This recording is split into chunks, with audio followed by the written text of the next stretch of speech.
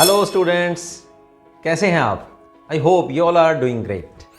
मेरे picture lecture में हम लोगों ने class 11th 9th chapter start किया था और मैंने आपको स्ट्रेट लाइंस में स्लोप कैसे निकाली जाती है और एंगल बिटवीन टू लाइंस बताया था। आज हम लोग स्टार्ट करने जा रहे हैं उसी टॉपिक से related unsolved questions, that is our exercise 9.1। This is doctor RV Asthoor from the quest for maths. इस एक प्लेटफॉर्म पर आप मैथ्स सीख सकते हैं from school to college and competitions.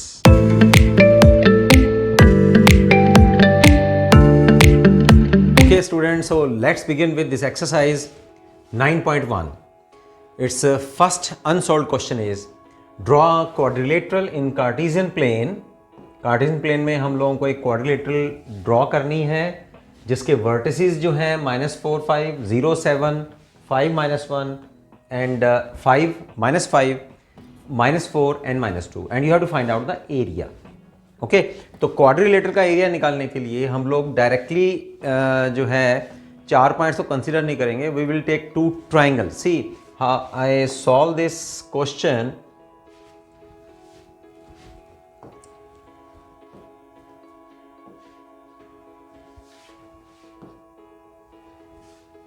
The area of a quadrilateral ABCD। See जो हमें 4 points given है उनके मैंने नाम दे दिए हैं। Let we are naming them ABCD। तो A के -4, 5, B के 0, 7, C के कोऑर्डिनेट्स 5, -5, D के कोऑर्डिनेट्स -4, -2। ओके तो यहाँ क्वाड्रिलेटरल का एरिया निकालने के लिए हम इन दोनों ट्राइंगल्स का अलग अलग एरिया निकाल लेते हैं। Triangle ABD and triangle BCD, right? Triangle. तो सबसे पहले हम लोग 3 पॉइंट्स हमें गिवन है ट्राइंगल के, तो 3 पॉइंट फॉर्म की हेल्प से हम लोग एरिया का फार्मूला जो है that is in our junior classes 10th class में हम लोग सीख चुके हैं। कोऑर्डिनेट ज्योमेट्री में area of a triangle having 3 coordinate points are given to you. So 1/2 x1 y2 - y3 x2 y3 - y1 x3 y1 - y2। तो यहाँ जो ABD है, A मतलब ये कोऑर्डिनेट्स हो गए हैं हमारे पास x1 y1, B जो पॉइंट है ये मान लेते हैं x2 y2 हो गए, और यहाँ जो तीसरा पॉइंट मान ले रहे हैं वो हम लोग x3 y3 हो गए। कब? जब हम लोग ABD ट्रायंगल ले रहे हैं। जब हम लोग लेंगे फिर BCD तो ये हमारे पास पहला पॉइंट हो जाएगा, ये दूसरा और ये तीसरा हो जाएगा। चलो पहले ABD निकालते हैं। फिर यहाँ जो कोऑर्डिनेट्स हमें गिवन है x1 की वैल्यू क्या है हमारे पास -4, तो यहाँ -4 भर देते हैं। y2 y3 की वैल्यू सिमिलरली हम लोग यहाँ पुट करेंगे। The value of y2 is 7 and value of y3 is -2। तो माइनस एंड माइनस एक जो पॉइंट्स हैं हमारे पास प्लस हो गया, तो 7 + 2 आ जाएगा। x2 is 0 is into something is 0। x3 is -4, so here we have -4। y1 और y2 की वैल्यू पुट करेंगे तो 5 -7 आ जाएगा। This is 5 and this is 7। Okay इसको अब सॉल्व करते हैं। सॉल्व करके यू विल फाइंड आउट 14। आप ध्यान से समझ लीजिए इसको, नोट्स ले लो आप एक बार अपनी रिवीजन कॉपी पे या रफ कॉपी पे आप इसको करके देखिएगा, सॉल्व हो जाएगा definitely. I will guarantee you. नहीं आता फिर भी आप जो आपका कहीं आप रुक गए हैं, अटक गए हैं, आप वहाँ उसकी पिक लीजिए और मेरे व्हाट्सएप नंबर पे आप मेरे साथ में इंटरेक्ट कर सकते हैं या कमेंट बॉक्स पे आप अपना बता सकते हैं कि मैं कहाँ रुक गया हूँ। तो ये मेरे पास आया ट्रायंगल ABD का जो है एरिया। सिमिलरली ट्रायंगल BCD का एरिया निकालने के लिए, अब क्योंकि हम लोग ट्रायंगल BCD ले रहे हैं तो आप यहां से इन पॉइंट्स का जो मैंने अभी आपको समझाया था इनके नाम हम लोग चेंज कर देते हैं, ठीक है? तो यहां इस समय BCD ले रहे हैं तो ये हो जाएगा हमारे पास x1 y1 CD, क्योंकि ये दूसरा पॉइंट हो गया ट्रायंगल में, x2 y3 x2 y2, और जो BCD ये हो गया x3 y3। ओके तो इस ट्रायंगल का हम लोग एरिया निकाल लेते हैं। अब x1 y1 x2 y2 x3 y3 के कोऑर्डिनेट्स जो हैं इसी फॉर्मूले में दोबारा से आप भर दीजिए तो आपके पास ये वाला स्टेप आ जाएगा। इसको अब सॉल्व करेंगे, you will gate 93/2 the area of triangle the second one BCD triangle, this greenish. Okay तो यहाँ दोनों का एरिया निकाल लिया। अब क्वाड्रिलेटर का एरिया निकालने हैं तो दोनों को जोड़ दीजिए। यहाँ इसकी वैल्यू पुट कर दो, यहाँ इसकी वैल्यू पुट कर दीजिए। You will gate 121/2 dividing 60.5 square units. तो ये था हमारे पास पहला क्वेश्चन, फर्स्ट क्वेश्चन चलते हैं हम लोग अपने सेकंड क्वेश्चन की ओर।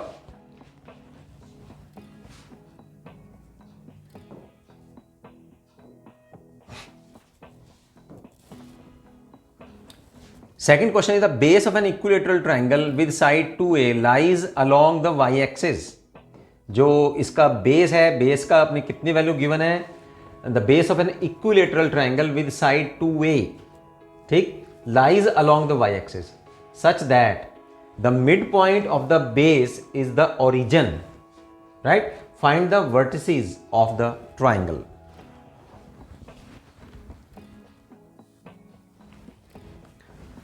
So बच्चों, इस क्वेश्चन का जिस एक ट्रायंगल हमें गिवन है that is an equilateral triangle, और उसका जो बेस है वो y एक्सिस पे है, और जो तीनों साइड्स की जो लेंथ है that is 2a, y axis पे बेस है उसका, and he is asking for the vertices of a triangle. See I solve this question, easy है, थोड़ा सा आपको लेंथी होगा but you will solve it. See here, यहां ये ट्रायंगल हम लोग मान के चलते हैं, इसका जो बेस है that is we are taking it as BC and vertex is on x axis. See how the vertex will come on the x axis. I am explaining you here. Let ABC be an equilateral triangle. That means तीनों side आपस में बराबर हैं और उनकी length जो है that is given to you as 2a. Okay? Base BC lies along y axis. क्योंकि अब बेस जो है वो y एक्सिस के है, और जो इसका बेस का जो मिड पॉइंट है वो कह रहा है कि वो ओरिजिन है। अब ओरिजिन क्या होता है? जहां से दोनों एक्सिस जो है वो पास करते हैं। इसका मतलब इसका जो ये पॉइंट है O, जो BC का मिड पॉइंट है वो x एक्सिस पे भी लाई करता है और वो y एक्सिस पे भी लाई करता है, और उसके कोऑर्डिनेट्स कितने हैं? 0 0। ठीक है, अब O से लेके B का डिस्टेंस और O से लेके C तक का डिस्टेंस जो है वो बराबर होने वाला है। टोटल डिस्टेंस कितना है BC का? As we all know, length हमें 2a गिवन है, टोटल लेंथ, तो ये आधा आधा हो गया, फिर a हो गया। ओके, अब हमने क्या किया कि यहां जो इसका वर्टेक्स है that also lies on x axis, यहां से हम लोग एक वर्टेक्स, एक हम लोग तो इसके वर्टेक्स से हम लोग एक मीडियन खींचते हैं। मीडियन क्या होता है? जो सामने वाली साइड को दो इक्वल पार्ट्स में बांट देता है। तो OA जो है अपने आप से वो ओरिजिन पे ही जाके मिलने वाला है। क्यों? क्योंकि अपने आप से BC का जो मिड पॉइंट था वो क्या था? O, वो तो गिवन है हमें, और हम लोगों ने क्या किया, O से जो लाइन जा रही है that is our x axis, उस पे हम लोगों ने एक पॉइंट ले लिया, वहां से एक मीडियन खींचा, तो अपने आप से मीडियन जो है O पे मिलेगा, और जब वो O पे मिलेगा इसका मतलब इट्स अंडरस्टैंडिंग कि A पॉइंट जो है वो अपने आप से x एक्सिस पे होगा, क्योंकि हम लोग A से एक मीडियन खींच रहे हैं जो सामने वाली साइड को दो इक्वल पार्ट्स में बांट रहा है। तो इक्वल पार्ट्स का मतलब वो ओरिजिन पे जाके मिलेगा। जब ओरिजिन पे कौन लाइन मिल रही है? वो x एक्सिस मिल रही है, तो इसका मतलब A जो है इसका वर्टेक्स है वो x एक्सिस पे होगा।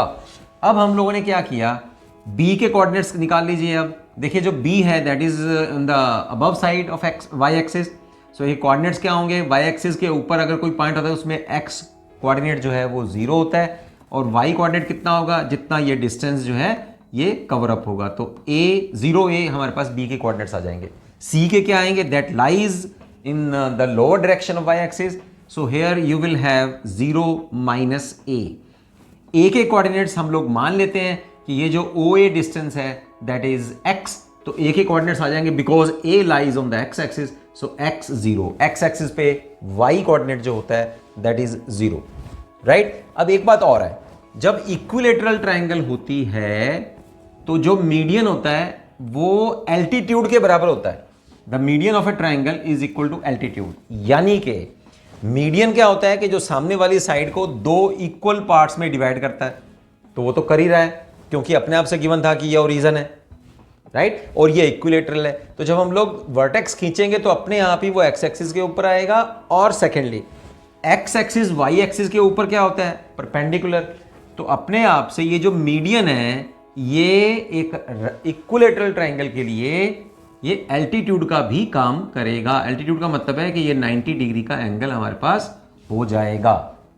ठीक है, तो इसका मतलब क्या बना कि ये जो पॉइंट अब कंफर्म हो गया हमारे पास कि ये जो पॉइंट है, क्योंकि ये एल्टीट्यूड का काम भी कर रहा है, मीडियन का भी काम कर रहा है, मीडियन से हमें ये पता लग रहा है कि ये O को मिल रहा है, क्यों? क्योंकि इसका मिड पॉइंट जो था वो O था, ठीक है। तो जो यहाँ A से जो हम लाइन खींचेंगे वो O को ही मिलेगी, क्योंकि O हमने AO जो है हमने अपने मीडियन खींचा। अब ये एल्टीट्यूड भी है, एल्टीट्यूड क्यों है? क्योंकि ये एक्स एक्सिस पे लाई कर रहा है, या ऐसा कह सकते हैं क्योंकि ये इक्विलेटरल ट्रायंगल है, तो जो मीडियन होगा वो एक एल्टीट्यूड का भी काम करेगा। अब एल्टीट्यूड कितना एंगल बनाता है? 90 का। तो y एक्सिस पे 90 कौन होता है? X axis. यहां से भी प्रूफ हो जाएगा कि ए पॉइंट जो है वो एक्स एक्सिस पे लाई करेगा। ये सब बातें आपको जब आप प्रैक्टिस करेंगे, जब आप रिवीजन करेंगे, और रिवीजन करने के बाद आपको समझ में आ जाएगा ये क्वेश्चन अच्छी तरह से, जो आप फिर फिगर बनाएंगे तो फिगर पहले से ही आप ऐसा बना लेंगे, राइट। चलो, अब हमें ये पता लग गया कि ए के कोऑर्डिनेट्स जो हैं वो ये हैं। अब हमारा सारा काम क्या रह गया? एक्स निकालना, क्योंकि वो कह रहा है तीनों वर्टिसेस निकालो। तीनों में से दो तो आ ही गए हमारे पास। बी के कोऑर्डिनेट्स आ गए 0a और सी के कोऑर्डिनेट्स आ गए हैं 0 -a। तो x की वैल्यू हमें लोगों ने निकालनी है, वहां से हमें a के कोऑर्डिनेट्स भी मिल जाएंगे। अब हम लोग क्या करते हैं, AC डिस्टेंस भी इक्वल है, AB डिस्टेंस भी इक्वल है, तो डिस्टेंस फॉर्मूला फिर हम लोग लगा देते हैं। किसी एक का डिस्टेंस फॉर्मूला आप निकाल लीजिए। AB का डिस्टेंस फॉर्मूला लगाएंगे तो AB किसके बराबर है? 2a के बराबर। तो AB का फॉर्मूला लगाते हैं फिर x2 - x1 y2 - y1। x2 is this minus x1, तो 0 - x मीन्स का होल स्क्वायर भी हम लोगों ने करना है, तो x स्क्वायर आ जाएगा। फिर दिस माइनस दिस, a - 0 या 0 - a एक ही बात है, स्क्वायर करेंगे तो यहाँ हमारे पास आ जाएगा x square plus a square, और अंडर रूट जो है खत्म करने के लिए हमने दोनों तरफ जो है वो स्क्वायर कर लिया, तो लेफ्ट हैंड साइड में अंडर रूट खत्म, राइट हैंड साइड में आ जाएगा। फिर a स्क्वायर को राइट हैंड साइड में ले जाएंगे तो x square is 3a square, x is equal to plus minus 3 under root 3 square root a, ठीक है। तो इसका मतलब x के कोऑर्डिनेट हमें मिल गए। 3 वर्टिसेस हमारे पास फिर क्या क्या आए? a आया हमारे पास, एक बार प्लस साइन ले लेते हैं, plus 3 under root a 0। b क्या है हमारे पास? 0a, और c क्या आ रहा है हमारे पास? 0 - a। चलो, एक बार तो ये कोऑर्डिनेट्स बन गए, तो ये भी ठीक है। दूसरी बार जब हम लोग x की वैल्यू नेगेटिव लेंगे तो यहां आ जाएगा -3 अंडर रूट a 0, b के कोऑर्डिनेट्स सेम 0a, और c के कोऑर्डिनेट्स 0 - a। तो ये दो पॉसिबिलिटीज बनती हैं जिसमें हमारे पास इस इक्विलेटरल ट्रायंगल के वर्टिसेस हमें मिल जाते हैं, ठीक है। चलते हैं अब हम लोग थर्ड क्वेश्चन की ओर। थर्ड क्वेश्चन इज, ये जो हमने क्वेश्चन किया, ये ध्यान कर लीजिए कि ये क्वेश्चन हमारे लिए बहुत ज़्यादा इम्पोर्टेंट है, ठीक है। तो जो इंपॉर्टेंट क्वेश्चंस मैं बता रहा हूँ इनको आप लोगों ने अच्छी तरह से समझना है, करना है, इनके साथ के क्वेश्चंस आपको करने हैं, ठीक। चलते हैं फिर हम लोग अब थर्ड क्वेश्चन की ओर। थर्ड क्वेश्चन में स्टेटमेंट है find the distance between 2 point. अरे बहुत ईजी है, this is your just like your junior class, but थोड़ा सा इसमें यहाँ ट्विस्ट आएगा कि आपके स्टैंडर्ड का कैसे बनेगा ये, ठीक है। 11th स्टैंडर्ड में ये क्वेश्चन क्यों पूछा गया? 2 पॉइंट का डिस्टेंस जो है वो पता कर रहा है, find the distance between p x1 y1 q x2 y2 when first case is pq is parallel to y axis and pq is parallel to x axis। बस ये थोड़ा डिफरेंस है, निकालना आपको डिस्टेंस ही है। सिर्फ आपको ये पता होना चाहिए कि जब कोई लाइन y एक्सिस के पैरेलल हो तो उसमें कौन सा कोऑर्डिनेट सेम रहता है, और जब कोई लाइन x एक्सिस के पैरेलल हो तो उसमें कौन सा कोऑर्डिनेट सेम रहता है। So our third question is, in first case when the line joining the points p and q x1 y1 x2 y2 this line is parallel to y axis। अब देखो यहां पर भी देखेंगे तो ये डिस्टेंस सेम है, यहां पर भी डिस्टेंस सेम है, यहां पर भी एट एवरी पॉइंट और every area this distance is same, ठीक है। इसका मतलब क्या हुआ कि x कोऑर्डिनेट सेम रहेगा जब कोई लाइन y एक्सिस के पैरेलल हो। So that means when PQ is parallel to y axis, that means our x coordinate will remain the same. x1 will be equal to x2। तो ये x1 दोनों x1 कर लीजिए, या x1 equal to x2 कर लीजिए। अब distance formula हम लोग लगाते हैं। डिस्टेंस फार्मूला क्या होता है? x2 - x1 square y2 - y1 whole square under the root. तो अब x2 और x1 तो बराबर हैं, तो ये 0 आ गया, और y2 - y1 की हम लोगों ने वैल्यू भर दी, ठीक है। ये दोनों कैंसिल हो जाएंगे, स्क्वायर और अंडर रूट हमारे पास क्या आ जाएगा? Plus minus y2 - y1। Plus minus अगर आ जाए तो हम लोग क्या लगा देते हैं फिर, मॉडुलस लगा दीजिए। मॉडुलस का मतलब ये होता है कि उसकी वैल्यू जो है वो प्लस माइनस में है, क्योंकि प्लस का मॉडुलस भी प्लस है और माइनस का मॉडुलस भी प्लस है। बाहर लगाओ तो इसका मतलब दो वैल्यूज है हमारे पास। ठीक, अब यहाँ लाइन अगर एक्स एक्सिस के पैरेलल है, this is our second part, line joining these two given points, if this line is parallel to x axis then its y coordinate will be same। देख लीजिए हर एक जगह पर आपको y कोऑर्डिनेट का distance जो है वो वैल्यू जो है वो सेम मिलेगी on the line that is parallel to our x axis, right. तो इस केस में फिर हम लोग फिर दोबारा डिस्टेंस का फॉर्मूला लगाएंगे, y1 y2 इक्वल है तो ये चीज जीरो हो जाएगी, बचेगा क्या हमारे पास x2 minus x1 square, under root cancel हो जाएगा और बाहर क्या आ जाएगा हमारे पास, बाहर आएगा plus minus x2 minus x1। तो इसको हम लोग फिर ऐसे लिख सकते हैं x2 minus x1 modulus. So this is our question number third. चलते हैं क्वेश्चन नंबर फोर्थ की ओर।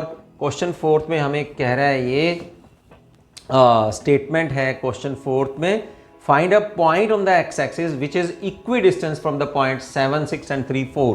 This is exactly your junior class question कि एक ऐसा हमारे पास पॉइंट है जो, और वो है कहाँ, एक्स एक्सिस पे है और वो इन दोनों पॉइंट से इक्वी डिस्टेंस पे है। ठीक, मैं थोड़ा सा आपको रफली एक आइडिया देता हूं। यहां हमारे पास this is our x axis, यहां दो पॉइंट्स हैं, रफली सी बात कर लेते हैं हम लोग। ए पॉइंट है 7, 6, बी के कोऑर्डिनेट्स हैं हमारे पास 3, 4 और यहां पर एक पॉइंट है, ये मैं मान लेता हूं एक्स एक्सिस पे जो पॉइंट होता है उसमें वाई कोऑर्डिनेट 0 होता है।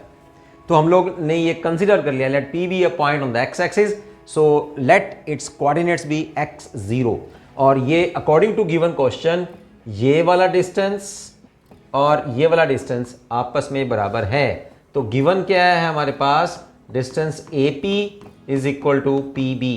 बस अब इसको आप लोगों ने क्या करना है, डिस्टेंस फार्मूले की हेल्प से आप लोगों ने ये डिस्टेंस निकाल लेना है, बराबर कर देना है और उसको सॉल्व करके फिर x की वैल्यू निकालनी है। थोड़ा सा मैं हिंट दे देता हूं आपको।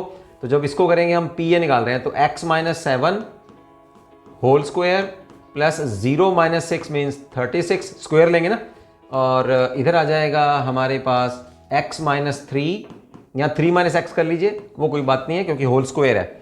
फिर 4 माइनस 0 या 0 माइनस 4 करेंगे, स्क्वायर करेंगे तो 16 आ जाएगा हमारे पास। Taking both side square cancel हो जाएगा, स्क्वायर कैंसिल होगा तो उसके बाद फिर आपके पास एक क्वाड्रेटिक इक्वेशन बन जाएगी।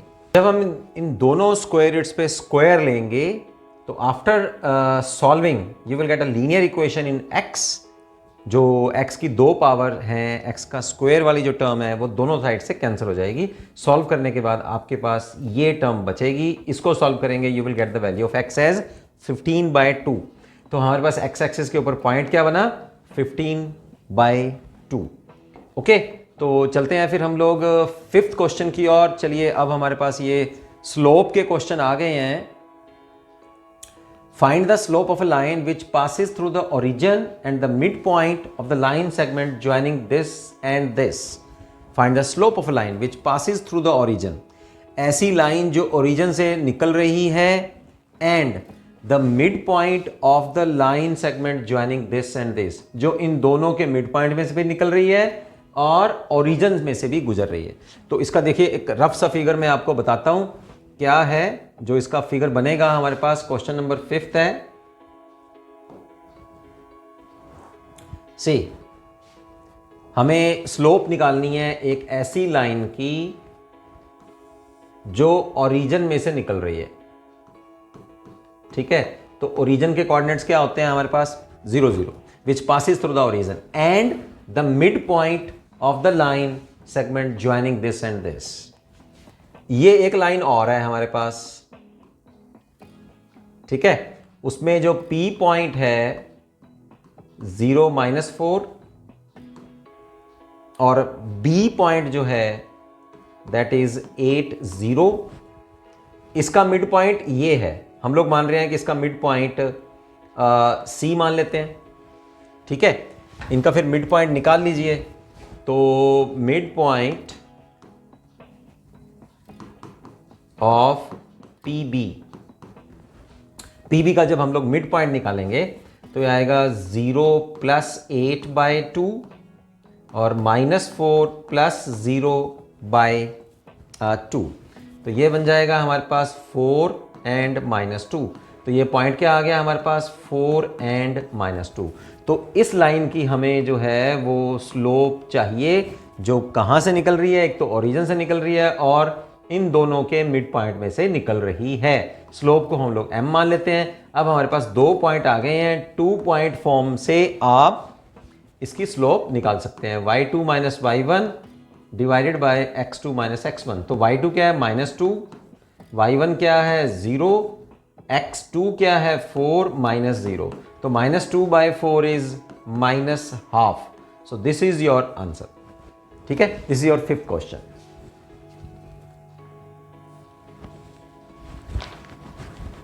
सिक्स क्वेश्चन की स्टेटमेंट है without using the Pythagoras theorem show that the points 4, 4, 3, 5 and -1, -1 are the vertices of a right angle triangle.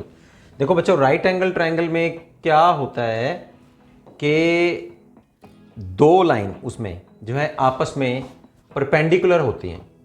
ठीक है, if you have right angle triangle तो जहां दिन दो लाइंस के ऊपर 90 डिग्री का एंगल बन रहा है इन दोनों के बीच में, तो ये दो लाइंस आपस में परपेंडिकुलर होगी। तो अगर मान लीजिए इस लाइन की स्लोप m1 है, इस लाइन की स्लोप m2 है, तो दोनों की मल्टीप्लिकेशन क्या होनी चाहिए m1 m2 is equal to -1 if these two are perpendicular to each other. तो वो कह रहा है कि ये पाइथागोरस थ्योरम आपने यूज नहीं करनी है ना। पाइथागोरस थ्योरम तो हम लोग यूज करेंगे तो डिस्टेंस निकाल के देख लेंगे फिर हम लोग, है ना, कि the square of the hypotenuse is equal to sum of squares of the base plus perpendicular square. Okay, तो वो तो तब हो जाएगा, लेकिन वो कह रहा है कि पाइथागोरस थ्योरम यूज हमने नहीं करनी है। तो फिर हम लोग ये स्लोप फॉर्म जो है हम लोग यूज करेंगे। अब हमारे पास रफली 3 पॉइंट्स हैं। ठीक है, अब मुझे ये नहीं पता कि जैसे मैं यहाँ मान रहा हूँ 4, 4 है, यहाँ ले रहा हूँ -1, -1 है, और यहाँ ले रहे हैं हम लोग 3, 5। ठीक है, तो ये A पॉइंट हो गया, ये B पॉइंट हो गया और ये C पॉइंट हो गया। अब इन तीनों की हम लोग स्लोप चेक कर लेते हैं। ठीक है, अगर किसी दो लाइंस की स्लोप का मल्टीप्लिकेशन -1 आ जाता है तो इसका मतलब दो लाइन आपस में परपेंडिकुलर है, दैट मीन्स वो एक राइट एंगल ट्रायंगल बना रहे हैं। तो फटाफट से हम लोग पहले AB की स्लोप ले लेते हैं। Slope of AB 2 point form से डायरेक्ट जल्दी जल्दी करेंगे फिर। ठीक है ना, y2 - y1 is 5, x2 - x1 is again 5, तो कितना आ गया 1। स्लोप ऑफ BC निकाल लेते हैं।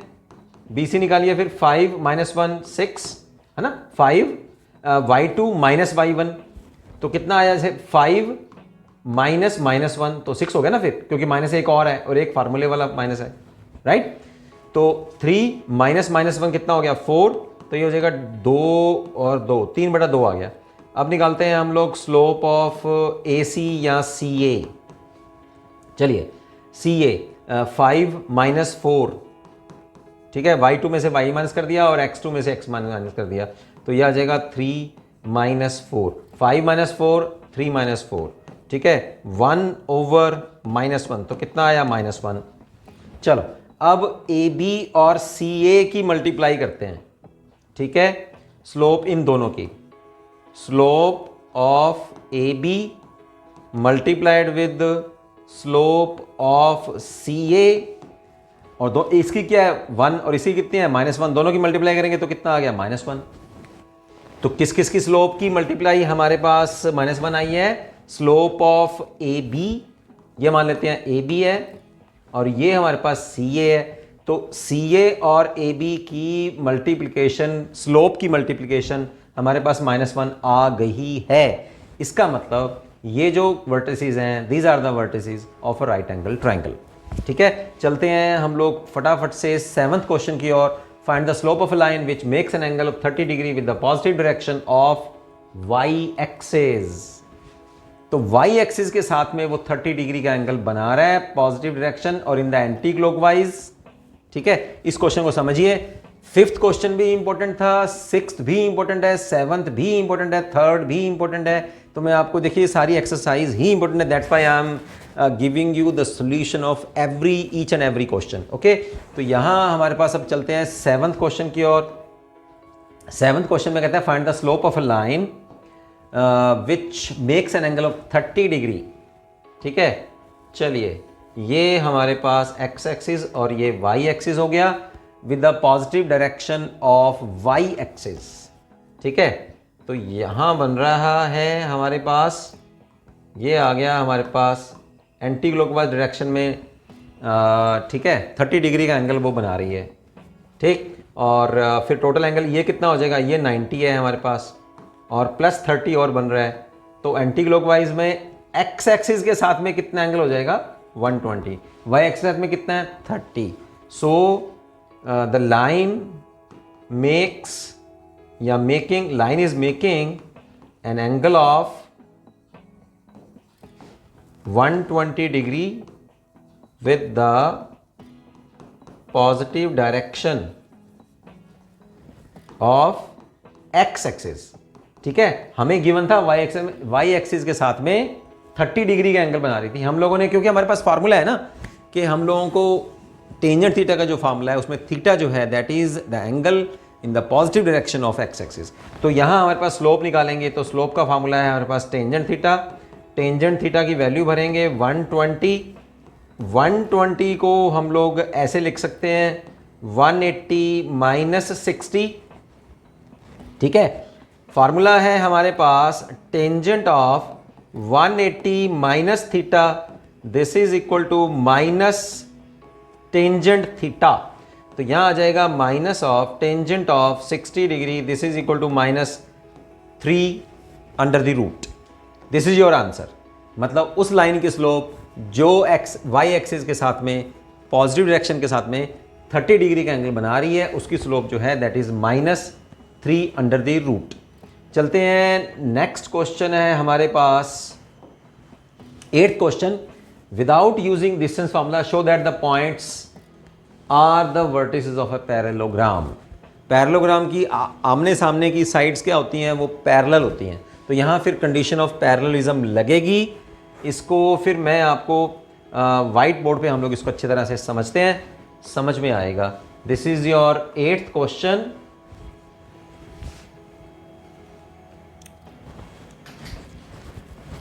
तो बच्चों यहाँ मैंने एक फिगर बनाया आपके लिए, पैरेललोग्राम मैंने ड्रॉ की है, उसके कोऑर्डिनेट्स मैंने मान लिए हैं A B C D, the given points.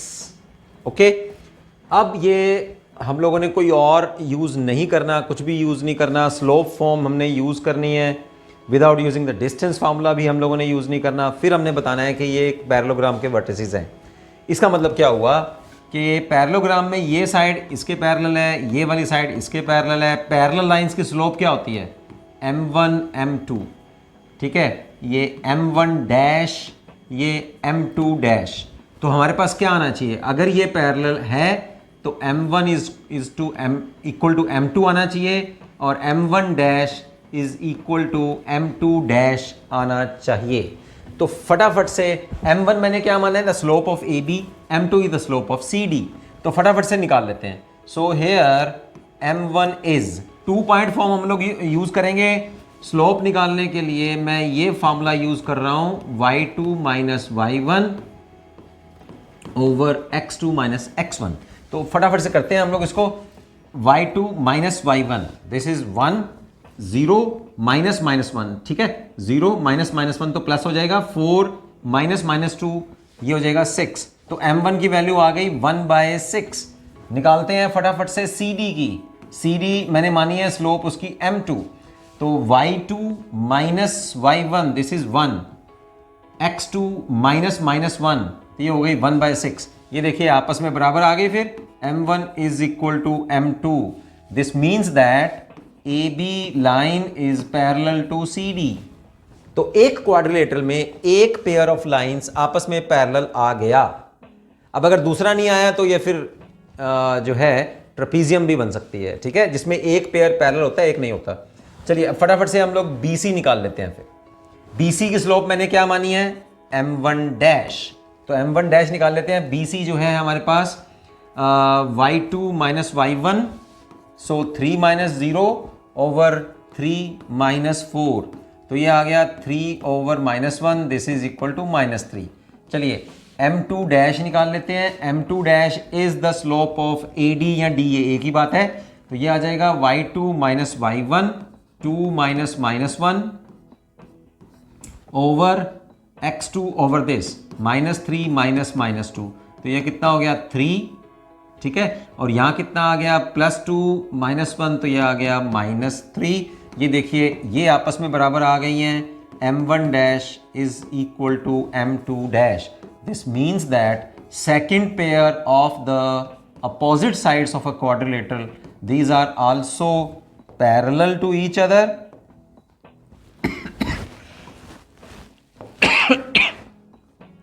तो ये भी पैरेलल आ गया। So opposite sides, two pairs of opposite sides of a quadrilateral are parallel to each other. This means that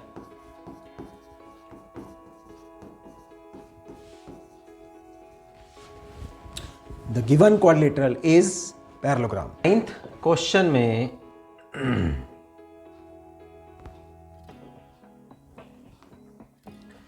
you have to find out the angle between the x-axis.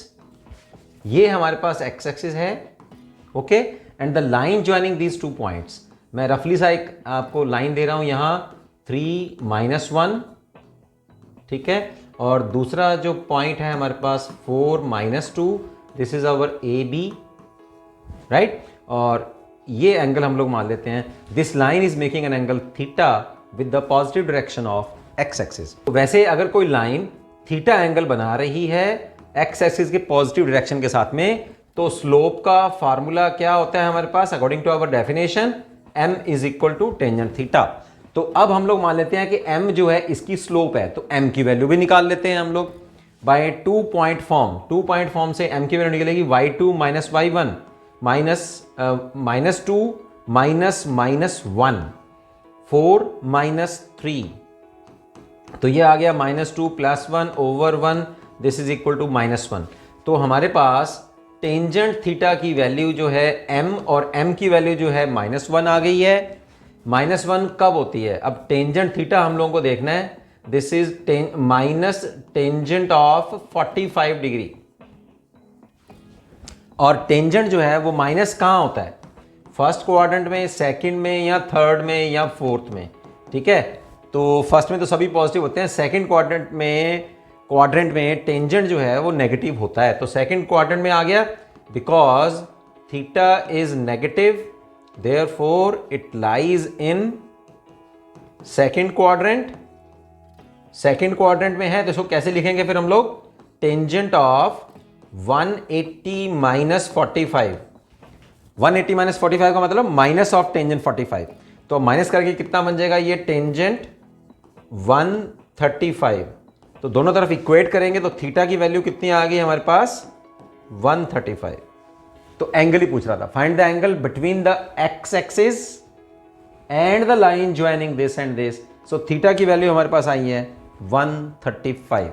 चलते हैं हम लोग next question की ओर। 10th question जो है, the slope of a line is double of the slope of another line if the tangent of the angle between them is 1/3, find the slopes of the line.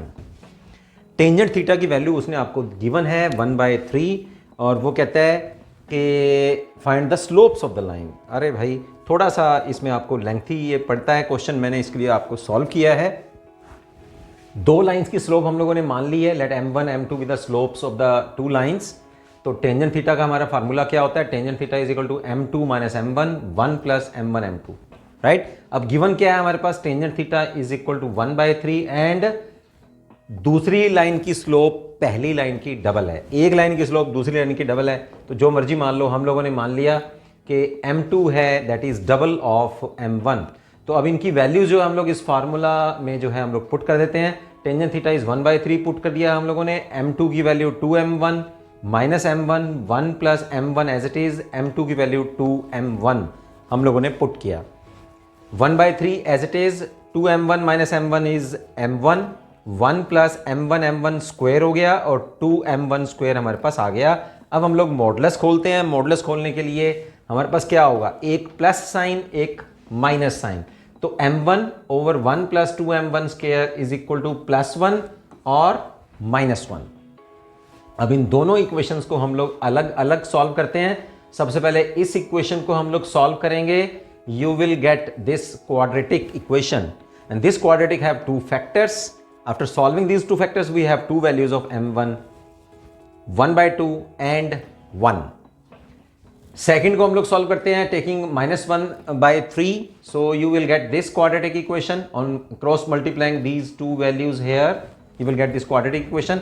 Solving these two quadratic factors, you will get two factors, and from these two factors you will get these two values of m1 again. चलिए m1 हमारे पास आ गया। अब ये condition जो हमें given थी उसमें हम लोग m1 की वैल्यू जो है वो पुट कर देते हैं। तो जब m1 हाफ है तो यहाँ हाफ पुट करिए, 2 इंटू हाफ कितना हो जाएगा 1। तो m1 हाफ है तो m2 कितना आ गया 1। m1 की वैल्यू यहाँ 1 पुट करते हैं तो m2 कितना आ जाएगा 2। तो पहला हमारे पास क्या आया, पेयर हाफ और 1 का, ठीक है।